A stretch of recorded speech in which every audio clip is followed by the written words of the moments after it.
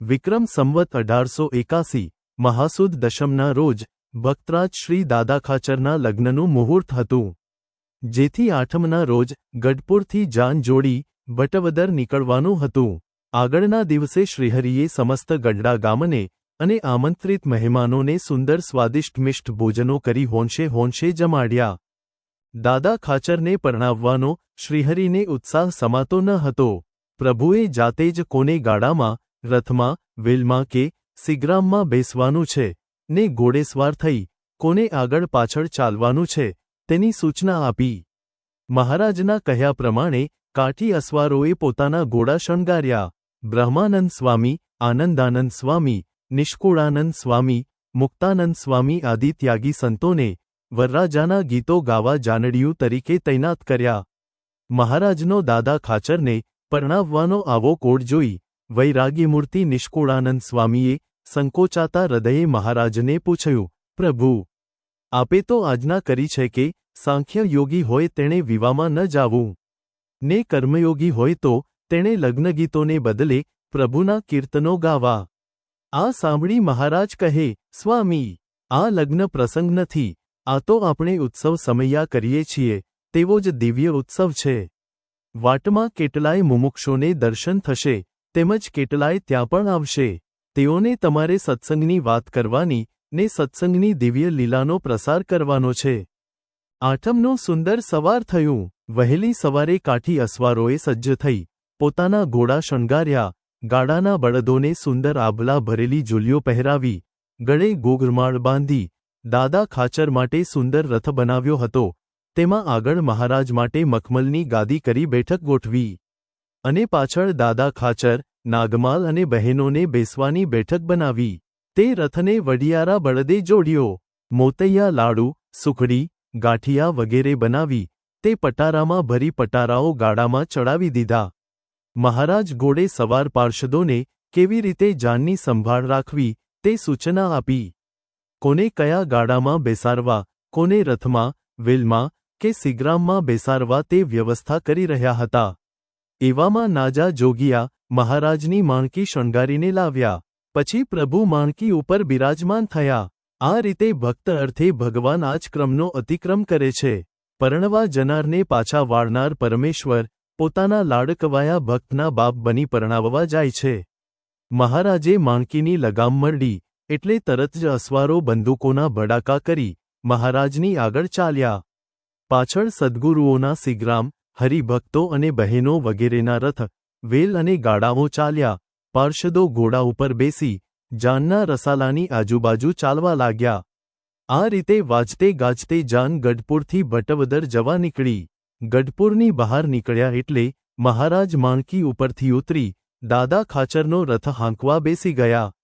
જેમ અર્જુનના સારથી શ્રીકૃષ્ણ ભગવાન બનેલા તેમ શ્રીહરિ દાદા ખાચરના રથ સારથી બન્યા. શ્રી નિષ્કુળાનંદ સ્વામી ભક્તચિંતામણીમાં વર્ણવે છે કે સોઢિયા જાનમાં સુંદર શ્યામા કરવા અનેક જનના કામ પહોર એકમાં પરિયાણ કીધું ગામ સઘળું જમાડી દીધું. પછી ચોપેશું ચલાવી જાના ચાલ્યા ભેડા પોતે ભગવાન. મહારાજે બળદની રાશ હાથમાં પકડી હતી ને હૈયામાં હર્ષ સમાતો ન હતો. પ્રભુનું આ રૂપ અતિ દર્શનીય હતું. આ દિવ્ય દૃશ્યનું દર્શન કરવા સંતો, હરિભક્તો દાદાના રથ પાસે આવી ગયા. આ અલૌકિક દર્શન કરી સૌ આગળ ચાલ્યા. એ વખતે વૈરાગીમૂર્તિ નિષ્કુળાનંદ સ્વામીએ ત્યાગ વૈરાગ્ય સભર કીર્તન ઉપાડ્યું કે નારી પિશાચા વાકી મત કરો આશા. આ સાંભળી મહારાજે સ્વામીને ઠપકો આપ્યો કે આ સમયે આવા કીર્તનો બોલાય? મેં દાદાને માંડ સમજાવી લગ્ન કરવા તૈયાર કર્યો છે. તે આવા વૈરાગી ને નાશવંતપણાના કીર્તનો સાંભળી એ પાણીમાં બેસી જશે. માટે સમયોચિત્ત કીર્તનો બોલો. ત્યારે બ્રહ્માનંદ સ્વામીએ કીર્તન ઉપાડ્યું કે ગઈતી ગઈતી ભરવાને નીર, ગઈતી ગઈતી ભરવાને નીર, કેસારીએ વાઘેરે નટવર દીઠા માણારા, કેસરીએ વાઘેરે નટવર દીઠા મારા, કેસરીએ વાઘેરે નટવર દીઠા મારા. ત્યારબાદ મુક્તાનંદ સ્વામીએ પણ મહારાજની રુચિ જાણી કીર્તન ઉપાડ્યું કે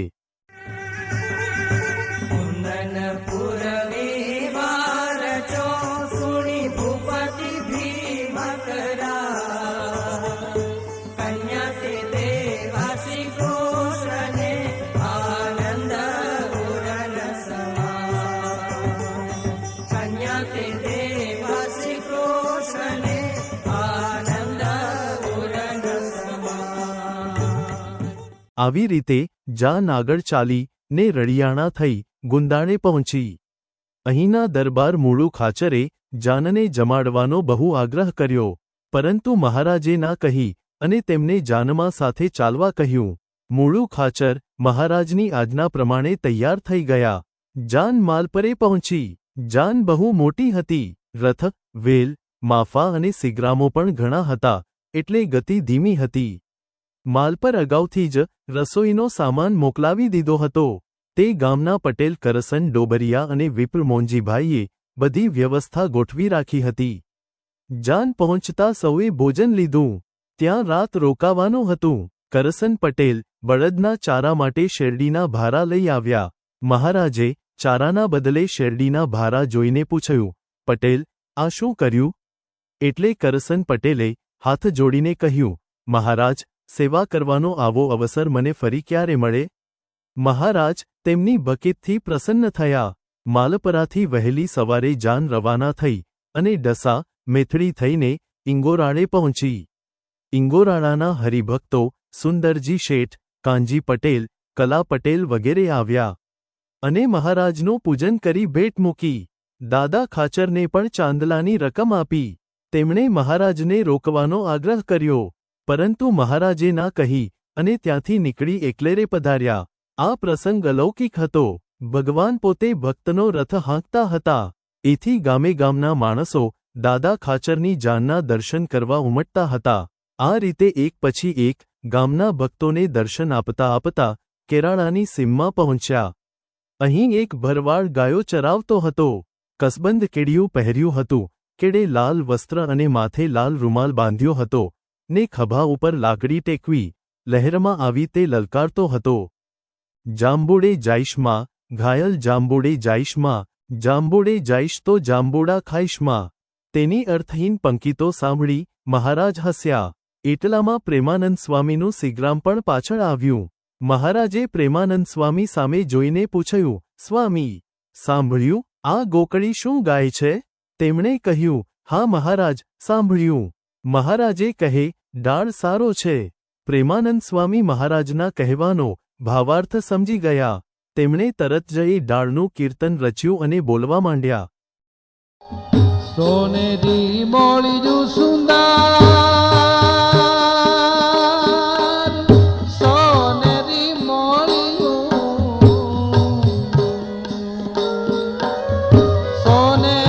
મોળીજું હરમ કુંવર, સોનેરી મોળીજું હરમ કુંવર. મહારાજ સ્વામીની શીઘ્ર કવિત્વ શક્તિથી અતિ પ્રસન્ન થયા અને પોતે માથે બાંધેલ સુંદર સોનેરી મોળિયું ઉતારી પ્રેમાનંદ સ્વામી તરફ ફેંક્યું.